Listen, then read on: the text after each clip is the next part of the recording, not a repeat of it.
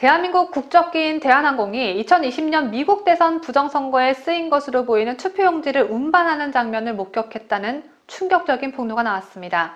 미국 현지 시간으로 지난 26일 미국의 폭로 전문 매체인 프로젝트 베리타스에서 근무했던 정보요원 라이언은 자신의 웹사이트와 SNS 등을 통해 부정선거와 관련된 것으로 보이는 투표지를 외국 국적 비행기가 실어 날리는 장면을 확인했다며 증거 사진을 함께 공개했습니다.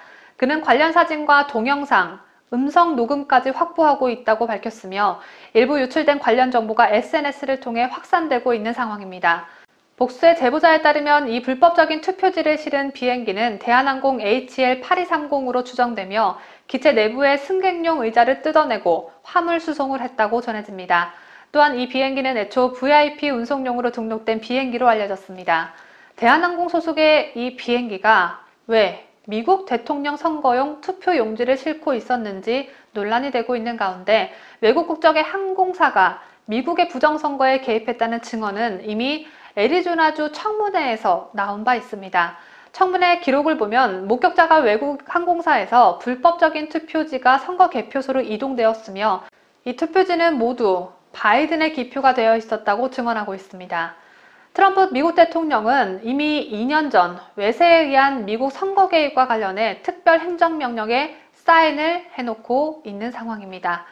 만약 대한민국이 미국의 부정선거에 조금이라도 개입한 흔적이 나온다면 이는 한미 관계가 심각하게 흔들릴 수 있는 중대한 사안이 됩니다. 트럼프 대통령이 준비하고 있는 특별 행정명령에 의하면 외부 세력이 미국 내 선거에 개입한 때에는 반드시 밝혀내어 신속한 보복 조치를 할 수 있도록 돼 있습니다. 전문가들은 애리조나주 경찰이 이 사건과 관련한 사건 번호 및 관련자들의 신상을 모두 갖고 있는 점, 애리조나 청문회에 이미 해당 관련 사건이 보고된 점, 그리고 이 사건을 폭로한 목격자와 제보자 모두 실명을 공개하고 있는 점 등을 미뤄보아 단순히 허무맹랑한 주장으로 치부할 게 아닌 것으로 보여집니다. 미국 당국의 조사가 진행되면 대한항공 측도 명확한 입장을 밝혀야 할 텐데요. FBI 등의 조사 결과가 나오는 대로 후속 보도해드릴 수 있도록 하겠습니다. 아직 저희 채널을 구독하지 않으신 분 계시다면요. 구독 버튼 꼭 눌러주시고요. 알람 설정도 부탁드립니다.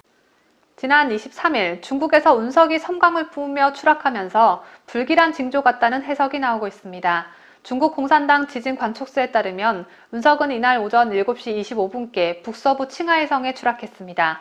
인근 지역 주민들은 멀리서 굉음이 들리더니 갑자기 커다란 불덩이가 날아가며 캄캄했던 하늘이 대낮같이 환해졌다며 불덩이가 지나간 뒤에야 하늘은 다시 어두워졌다고 목격담을 현지 언론에 전했습니다.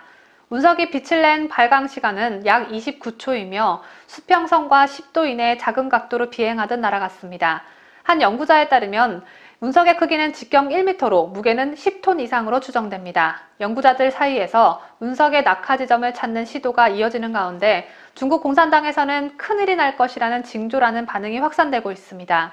중공의 운석에 관한 기록들을 살펴보면 대체로 당시 사회적으로 발생했던 큰 사건들과 운석 낙하 시기가 맞물려 전통적으로 운석은 불길한 징조라는 인식이 형성돼 있습니다.